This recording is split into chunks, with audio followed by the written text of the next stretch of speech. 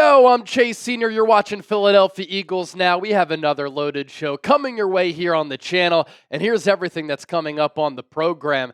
There is a wild rumor on the internet tying Philadelphia to Dolphins wide receiver Tyreek Hill. I have to shoot down that trade buzz. Adam Schefter hinting that the Eagles could make a trade or two during the 2025 NFL Draft. Should the Eagles appear on Hard Knocks during training camp and during the preseason? And could a draft shakeup and a surprising player going in the first round lead to Howie Roseman getting a player he covets? Before we talk about all of that, I want you to help out the show. I'm just asking for some feedback. We do this from time to time. How can Philadelphia Eagles Now and myself get better? What do you want to see? Do you like what I do? Do you enjoy the content? Honest feedback is always appreciated right here on Eagles Now, so let me know down in the comment section. All right, let's begin with this. So a bunch of Eagles fans are reaching out to me about the validity of this tweet from NFL Rooms, a popular aggregating Twitter account on X and on social media, and I've seen a lot of people talk about this just in the Eagles Twitter space, that the Eagles have been linked to Dolphins wide receiver Tyreek Hill. What word did I just throw out there? Eagles fans are asking about the validity of this tweet. Well, there is no validity to this tweet, this report, or this Twitter account. In fact, it actually got community noted, and the host of the Cowboys Report, Tom Downey, reached out to me and said, I filed a community note against NFL Rooms. He sent me the link. I looked at it, and indeed, it did get community noted. And obviously with Tyreek Hill, if you're keeping tabs across the NFL, it said that he could get dealt this offseason. Throughout his entire career with Kansas City and Miami, he's been one of the more electrifying players in the NFL, shorter in stature, but a speedster, a blazer, a home run threat, who's always a threat to take it to the house. He's had countless splash and explosive plays throughout his career when he legendarily throws up the deuces. And for a long while, he's been one of the more productive wide receivers in the game. Now, he is coming off one of the more down years so far up to this point in his NFL career. He's also dropped a lot of passes throughout his career. And I do think ultimately maybe the Dolphins decide to trade him.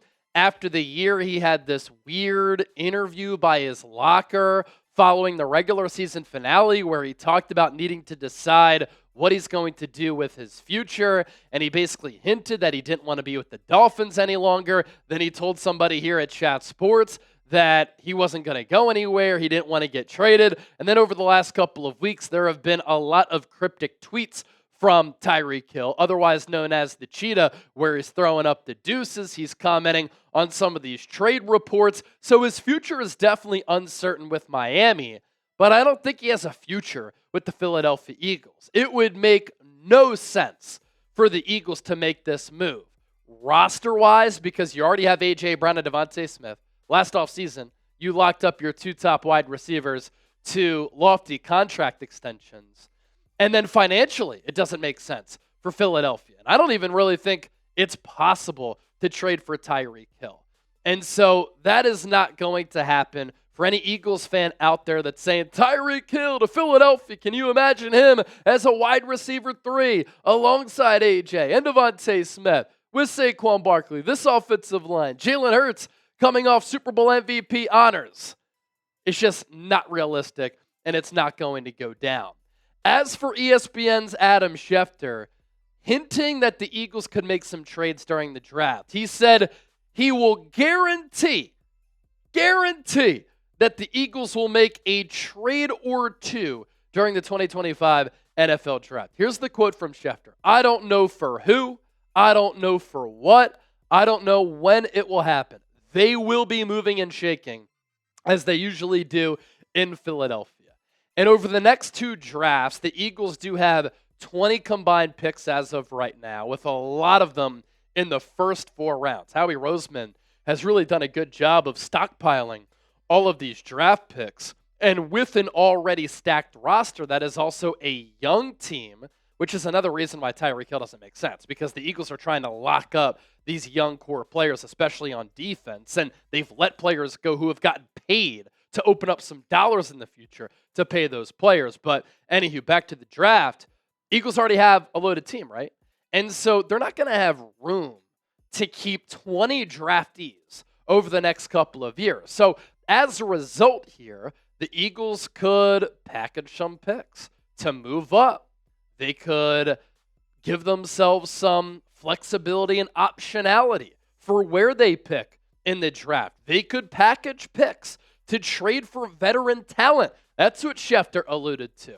And as we know, this is how Howie Roseman operates, right? This is how he moves and shakes. This wouldn't be the first time that Howie does something like this. And they could target a veteran player during the draft, in the lead up to the draft, after the draft. We talked about that possibility here on the show. Also think about what the Eagles did to address a need back in 2023 on day 3 of the draft. They traded for DeAndre Swift because they needed a running back. And so more from Schefter here, he said that's the kind of move, a day 3 trade for a veteran that I think that we could see from the Philadelphia Eagles this year. I think that they've got as much firepower in this draft as any team out there. When you give a Super Bowl champion roster 20 draft picks over the next 2 drafts to go have fun with, you become a fun team to watch. Also keep in mind what Howie did last year, right? In the 2024 NFL draft, the Eagles tied an NFL record for the most trades in a 7-round draft with 8 of them. Again, 8 of them. So Howie's always looking to be aggressive. He's always looking to maximize value. He's always looking to improve the football team. So let's keep our eyes peeled for that. To another topic here on the show. Should the Eagles appear on Hard Knocks? Hard Knocks has changed its rules on which teams can be forced into the training camp edition of the show. The new rules for who can't be forced to participate. Teams with the first-year head coach, teams featured in that season's in-season edition covering a full division, teams on Hard Knocks, training camp who appeared on the show in the last 8 seasons, 2017 through 2024. The previous playoff exemption, if you were a playoff team the last 2 years, that is gone. Now meaning more teams are eligible. From a fan standpoint, it would be cool to get a behind-the-scenes look at how the Eagles operate. They're one of the most well-run organizations in the sport. They have one of the best owners in American professional sports in Jeffrey Lurie.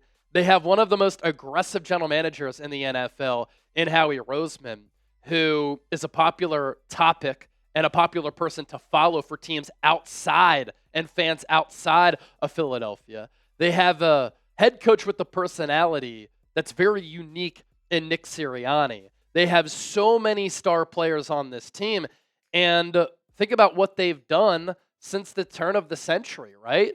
Making it to 8 NFC championship games, making it to Super Bowls in 2004, 2017, 2022, and 2024. They have a lot of different personalities on the team with different types of personalities, especially at those leadership spots. Devontae Smith was on a podcast recently, and he said, I'm glad we haven't been on this show, and I don't want to be on this show because we're a crazy team. From a fan standpoint, it would be so entertaining to see our beloved Eagles on Hard Knocks. From the Eagles standpoint, they probably don't want to deal with the distractions of having cameras in all of the meeting rooms and having camera crews follow them everywhere and document everything. We saw what happened with the New York Giants, the infamous Saquon Barkley conversation between John Mara, the Giants owner, and Joe Schoen, the general manager. I don't think the Eagles would have a mishap like that, but you just never know, and it could add unnecessary pressure and unwanted drama to your organization. Want to round out with this. There was a report that Jalen Milroe, the Alabama quarterback, has been invited to the 2025 NFL Draft, and he's going to be in the green room. What that means is there is a team across the NFL that has told Jalen Milroe, if you're on the board in the first round, we're going to take you. It could also mean that Jalen Milroe could maybe go early in the second round. You don't go to the draft unless you're going to be taken in the first 2 rounds. Otherwise, you're in that room with your family. The camera is on you, and you're just waiting and waiting and waiting to get picked. And it becomes painful for you. It becomes a painful watch for all of the viewers. Think about what happened with Aaron Rodgers. Think about what happened with Will Levis. It got really awkward. And so a team across the NFL picking in the first round has told Jalen Milroe, yeah, we're thinking about taking you in the first round. And for Milroe, it's cool to be able to attend something like this, bring your family with you to the NFL draft. It's something that you've probably dreamed of your entire life. But if Jalen Milroe does go in the first round, that could cause a draft shakeup, shaking up the board, leading to a player falling to the Eagles, or at least leading to a player falling within a range where Howie Roseman is comfortable with trading up. What did we talk about earlier? The Eagles have 20 picks the next 2 drafts. Howie Roseman can package those picks this year or next year, valuable draft capital to move up. And if there's a player who they really like, Howie Roseman is not against. In fact, he's for moving up, matriculating up the draft board to get a player who they really love with their evaluations, who they think can add something to their roster. Who could that be? No idea. But it is something that I find to be very interesting. And the first round board always kind of gets dictated by how many quarterbacks go, because that then leads to players falling, slipping, and dropping. And then it also leads to a team like the Eagles having an opportunity to realistically move up in the draft. Now, Ray Dittinger, formerly of NBC Sports Philadelphia, who is a Hall of Famer and one of the best NFL analysts that the city of Philadelphia has ever seen, he retired from WIP, but still makes some appearances, said his top target for the Eagles in this year's draft is Mike Green. This comes after last year, his favorite player was Quinyon Mitchell. In my dream draft scenario last year, I had the Eagles going Quinyon Mitchell. Great football minds think alike, you know what I'm saying? But this is what Ray Dittinger said about Mike Green. Quote, I am head over heels in love with Mike Green. And look, he's not going to fall to you at 32 overall. Last year, if you remember, we had this conversation before the draft, and I said Quinyon Mitchell was my number 1 guy. Well, this year, my number 1 guy is Mike Green. And if you're as high on him as I am, you're going to have to move up from 32 to go get him. Probably somewhere in the teens. But the fact is, with all of the draft picks that you have both this year and next year, it is doable. Mike Green is a player who does have some character concerns. But, and Howie Roseman has said, especially with domestic violence, we don't mess around with players like that. That could take Mike Green off the Eagles board. But Mike Green has never been charged or found guilty of any of these things.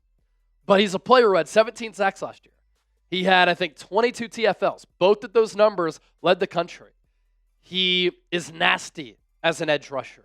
He has an arsenal of pass rush moves. He has speed, bend, twitch, physicality coming off that edge. He did play at Marshall, but before that, he went to Virginia. Earlier this past year, he put on some really good tape against Ohio State. Has a knack for making plays against the run. He's smart. He's instinctual. He is a sack artist. And you think about the value there and the player that he could become, that becomes a very interesting scenario for Philadelphia here. All right, thanks to everybody for tuning into the show. Don't forget to hit that subscribe button. We always appreciate your support. Just wanted to chop it up and talk Eagles because that's what I love doing.